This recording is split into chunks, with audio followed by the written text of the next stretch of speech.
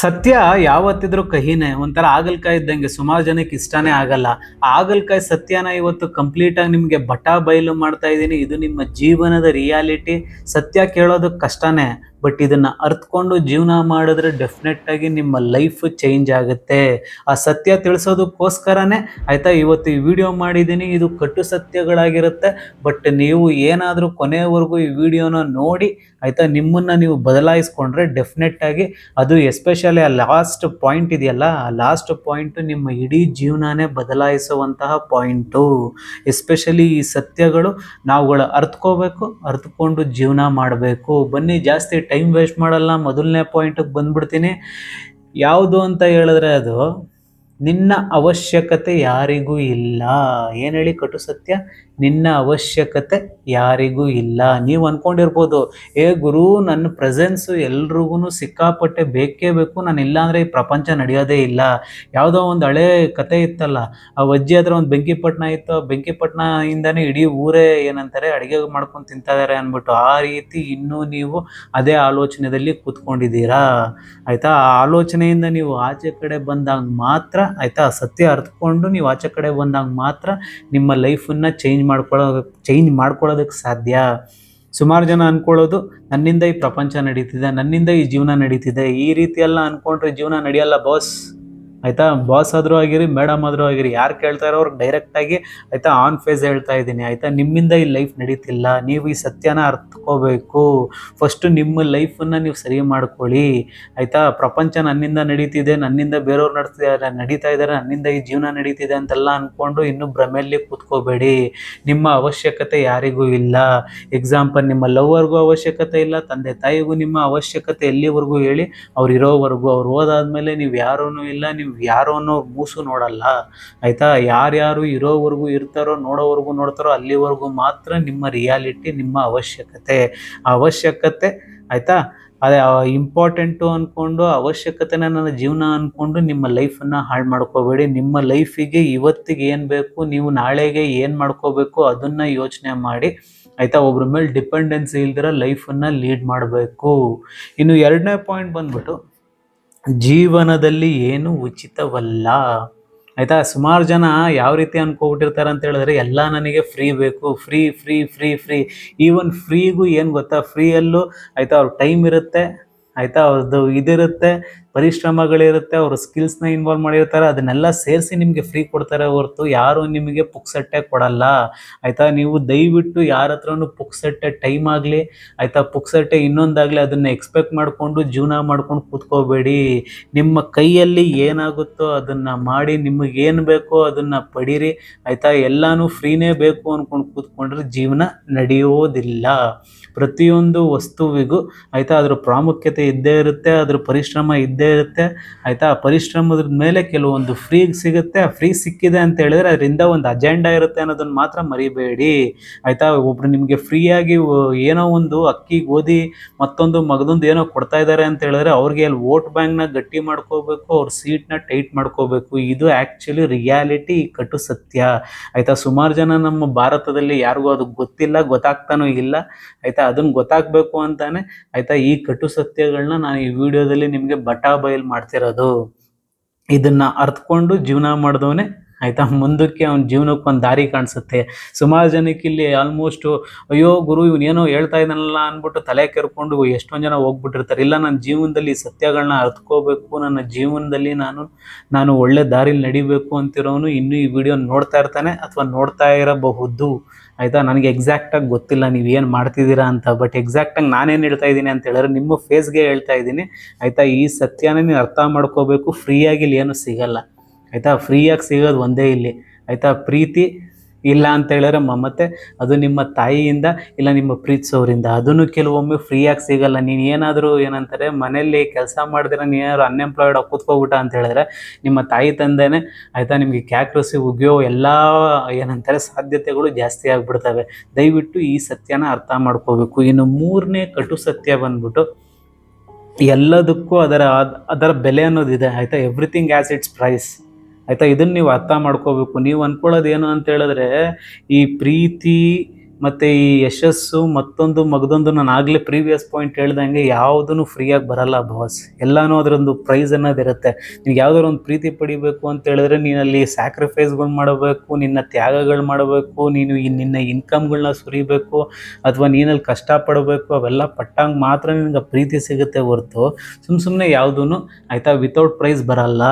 ಆಯಿತಾ, ಯಾವುದೇ ಒಂದು ಸಕ್ಸಸ್ ಪಡಿಬೇಕು ಅಂದ್ರೂ ಮತ್ತೊಂದು ಪಡಿಬೇಕು ಅಂದ್ರೂ ಅಲ್ಲಿ ನಮ್ಮ ಎಫರ್ಟ್ಸು, ಪರಿಶ್ರಮ, ಆಯಿತಾ, ನಾವೆಷ್ಟು ಹಾರ್ಡ್ ವರ್ಕ್ ಮಾಡಿರ್ತೀವಿ ಅನ್ನೋದ್ರ ಮೇಲೆ ನಮ್ಗೆ ಅದು ಸಿಗುತ್ತೆ ಹೊರತು ಯಾವುದೂ ಫ್ರೀಯಾಗಿ ಸಿಗಲ್ಲ. Everything as it's price. ಇನ್ನು 4ನೇ ಪಾಯಿಂಟ್ ಬಂದ್ಬಿಟ್ಟು ಏನಂತಾರೆ, ವೆಯ್ಟಿಂಗ್ ಫಾರ್ ಪರ್ಫೆಕ್ಟ್ ಟೈಮ್. ಎಷ್ಟು ಜನ ಇಲ್ಲಿ ನೋಡ್ತಿರೋರು ಸುಮಾರು ಜನ ನಾಳೆ ಮಾಡೋಣ ಬಿಡು, ಈಗ ನಾನೊಂದು ಕೆಲಸ ಅಂದ್ಕೊಂಡಿದ್ದೀನಿ, ಮುಂದಿನ ವಾರ ಮಾಡಿಬಿಡೋಣ ಬಿಡು, ಈ ರೀತಿ ಅಂದ್ಕೊಂಡು ನಿಮ್ಮ ಇಡೀ ಜೀವನವನ್ನೇ ವೇಸ್ಟ್ ಮಾಡ್ಕೊಂಡು ಕೂತಿದ್ದೀರ ಹೊರತು ಆಯಿತಾ ನೀವು ಯಾವತ್ತಿಗೂ ಆ ಕೆಲಸನ ಸ್ಟಾರ್ಟ್ ಮಾಡೇ ಇಲ್ಲ. ಎಷ್ಟೊಂದು ಜನ ನಾನು ಜಿಮ್ಗೆ ಹೋಗಬೇಕು, ನಾನು ಸಣ್ಣ ಆಗಬೇಕು, ಆಯಿತಾ, ನಾನು ಮತ್ತೊಂದು ಆಗಬೇಕು, ನಂದು ಎಷ್ಟೊಂದು ಪ್ರೀವಿಯಸ್ ಫ್ಯಾಟ್ ಲಾಸ್ ವೀಡಿಯೋಗಳು ನೋಡ್ಬಿಟ್ಟಿರ್ತಾರಲ್ಲ, ಮಸಲ್ಗಿನ್ ವೀಡಿಯೋಗಳು ನೋಡಿರ್ತಾರೆ. ಬಿಡುಗರು ಮುಂದಿನ ವಾರ ಮಾಡ್ಕೊಳ್ಳೋಣ, ಮುಂದಿನ ವಾರ ಅವ್ರ ಹತ್ರ ಹೋಗ್ಬಿಟ್ಟು ನಾನು ಪರ್ಸ್ನಲ್ ಟ್ರೈನಿಂಗ್ ಕೇಳೋಣ, ಪರ್ಸ್ನಲ್ ಡಯಟ್ನ ಕೇಳೋಣ ಅಂದ್ಕೊಂಡು ಇನ್ನೂ ಹೊಟ್ಟೆ ಬಿಟ್ಕೊಂಡು ಆಯಿತಾ ನಿಮ್ಮ ಜೀವನವನ್ನು ಹಾಳು ಮಾಡ್ಕೊತಾ ಇದ್ದೀರ ಹೊರತು ನಾನು ಫಿಟ್ ಆಗಬೇಕು ಅಂತ ಯಾರೂ ಡಿಸೈಡೇ ಮಾಡಿಲ್ಲ. ಆಯಿತಾ, ಸುಮಾರು ಜನ ಡಿಸೈಡ್ ಮಾಡಿರೋರು ಇವತ್ತು 5-6 kgಗಳನ್ನ ಬರೀ ಒಂದು ತಿಂಗಳಲ್ಲೇ ಕರಗಿಸ್ಕೊಂಡು ತಮ್ಮ ಜೀವನವನ್ನು ಟ್ರಾನ್ಸ್ಫಾರ್ಮ್ ಮಾಡ್ಕೊತಾ ಇದ್ದಾರೆ. ಆಯಿತಾ, ನೀವು ಆ ಥರ ಏನೋ ಟ್ರಾನ್ಸ್ಫಾರ್ಮ್ ಮಾಡ್ಕೋಬೇಕು ಅಂದರೆ ಏನು ಮಾಡ್ಬೇಕು ಹೇಳಿ, ನನ್ನ ಡಿಸ್ಕ್ರಿಪ್ಷನ್ ಅಥವಾ ಇಲ್ಲ ನನ್ನ ಸ್ಕ್ರೀನ್ ಮೇಲೆ ನಂಬರ್ ಬರ್ತಾ ಇರುತ್ತೆ, ಜಸ್ಟ್ ನನಗೆ ಮೆಸೇಜ್ ಮಾಡಿದ್ರೆ ನಾನೇ ಪರ್ಸ್ನಲಿ ನಿಮ್ಗೆ ರಿಪ್ಲೈ ಮಾಡ್ತೀನಿ, ಎಸ್ಪೆಷಲಿ ಫಾರ್ ಫ್ಯಾಟ್ ಲಾಸ್. ಆಯಿತಾ, ದಯವಿಟ್ಟು ನಿಮ್ಮ ಜೀವನವನ್ನು ಏನಾದರೂ ಒಂದು ಟ್ರಾನ್ಸ್ಫಾರ್ಮ್ ಮಾಡ್ಕೋಬೇಕು ಅಂದರೆ ದಯವಿಟ್ಟು ಯಾವುದೇ ರೀತಿ ನೀವು ಒಂದು ಸಮಯಕ್ಕೆ ಕಾಯ್ಕೊಂಡು ಕೂತ್ಕೋಬೇಡಿ. ಇವತ್ತು, ಇಂದು, ಇವಾಗ, ಆಯಿತಾ, ಇವಾಗ ಬೆಸ್ಟ್ ಟೈಮ್ ಹೊರ್ತು ನಾಳೆ ಅನ್ನೋದು ಬೆಸ್ಟ್ ಟೈಮ್ ಅನ್ನೋದು ಬರೋದೇ ಇಲ್ಲ. ಆಯಿತಾ, ಉಕ್ರೇನ್ ಮೇಲೆ ಅಟ್ಯಾಕ್ ಮಾಡ್ಬೇಕಾದ್ರೆ ರಷ್ಯಾದವರು ಉಕ್ರೇನಲ್ಲಿ ಸುಮಾರು ಜನ ಮಲಗಿರ್ತಾರೆ ಪಾಪ ರಾತ್ರಿ ಹೊತ್ತು. ನಾಳೆ ಬೆಳಗ್ಗೆ ಅವ್ರಿಗೆ ಅದೇ ಡೆತ್ ಡೇ ಆಗಿಬಿಟ್ಟಿರುತ್ತೆ ಅನ್ನೋದು ಅವ್ರಿಗೆ ಎಷ್ಟೊಂದು ಜನ ಗೊತ್ತೇ ಇರಲ್ಲ. ಆಯಿತಾ, ಆ ರೀತಿ ನಮ್ಮ ಬಾಳಲ್ಲೂ ಯಾವಾಗ ಏನು ಬೇಕಾದರೂ ಆಗ್ಬೋದು. ಈ ಸಮಯದ ಈ ಥರ ಇರಬೇಕಾದ್ರೆ ಒಂದೊಂದು ಕ್ಷಣವೂ ನಮಗೆ ಇಂಪಾರ್ಟೆಂಟು. ಆ ಸಮಯನ ನೀವು ಯುಟಿಲೈಸ್ ಮಾಡಿಕೊಂಡು ನೀವು ಅದಕ್ಕೆ ಬೆಲೆ ಕೊಟ್ಟು ನೀವು ಜೀವನ ಮಾಡಬೇಕಾಗತ್ತೆ. ದಯವಿಟ್ಟು ನಿಮ್ಮ ಸಮಯವನ್ನು ಹಾಳು ಮಾಡ್ಕೋಬೇಡಿ. ಆಯಿತಾ, ಇವಾಗಿರೋ ಸಮಯಕ್ಕೆ ಬೆಲೆ ಕೊಟ್ಟು ನೀವು ಜೀವನವನ್ನು ಮಾಡಬೇಕಾಗತ್ತೆ. ಇದು ನಿಜವಾದ ಕಟು ಸತ್ಯ. ಬಟ್ ನೀವು ಅದನ್ನು ಅರ್ಥಕೋಬೇಕು ಅನ್ನೋದಕ್ಕೋಸ್ಕರನೇ ಈ ವಿಡಿಯೋ ಮಾಡಿರೋದು ನಾನು. ಇನ್ನು 5ನೇ ಪಾಯಿಂಟ್ ಬಂದ್ಬಿಟ್ಟು ಎಸ್ಪೆಷಲಿ ಯಾವ ರೀತಿ ಆಗ್ಬಿಟ್ಟಿದ್ದಾರೆ ಅಂತ ಹೇಳಿದ್ರೆ, ಜನ ಎಲ್ಲರೂ ವಿಧಿ ಮೇಲೆ ತಮ್ಮಲ್ಲಿ ಇದನ್ನು ಬಿಟ್ಕೊಬಿಟ್ಟಿರ್ತಾರೆ ಲೈಫ್ನ. ಬಿಡುಗರು ನನ್ನ ವಿಧಿಲಿ ಏನು ಬರ್ದಿರುತ್ತೋ ಆ ರೀತಿ ಅಂದ್ಬಿಟ್ಟು. ನನ್ನ ಪ್ರಕಾರ ವಿಧಿ ಅನ್ನೋದೇ ಸುಳ್ಳು. ಆಯಿತಾ, ನೀನೇನು ಇವತ್ತು ಡಿಸೈಡ್ ಮಾಡ್ತೀನಿ, ನೀನೇನು ಇವತ್ತು ಡಿಸಿಷನ್ ತಗೋಂತ್ಯ, ಆಯಿತಾ, ಅದ್ರ ಮೇಲೆ ನಿನ್ನ ಲೈಫ್ ಇರುತ್ತೆ ಹೊರತು ಯಾರೋ ನಿನ್ನ ವಿಧಿ ಬರೆದು ಇಟ್ಬಿಟ್ಟಿರ್ತಾರೆ ಅಥವಾ ಯಾರೋ ಜ್ಯೋತಿಷಿ ಕೈಯಲ್ಲಿ ನಿನ್ನ ಲೈಫ್ ಇರುತ್ತೆ ಅಂದ್ಕೊಳ್ಳೋದೆಲ್ಲ ಕಂಪ್ಲೀಟಾಗಿ ಶುದ್ಧ ಸುಳ್ಳು. ಆಯಿತಾ, ಇವತ್ತು ನಿನ್ನ ಲೈಫನ್ನು ಏನು ಲೀಡ್ ಮಾಡ್ತಿದ್ಯಾ ನೀನು, ಆಯಿತಾ, ಅದು ನೀನು ಹಿಂದೆ ತೊಗೊಂಡಿರೋ ಡಿಸಿಷನ್ಸಿಂದ ಹೊರತು ಅದು ಯಾರೋ ಬರೆದಿರೋ ವಿಧಿಯಿಂದ ಅಲ್ಲ, ಇಲ್ಲ ಯಾರೋ ಬರೆದಿರೋ ಪೇಪರಲ್ಲಿ ನಿನ್ನ ಜಾತಕ ಪಾತಕ ಅಲ್ಲ.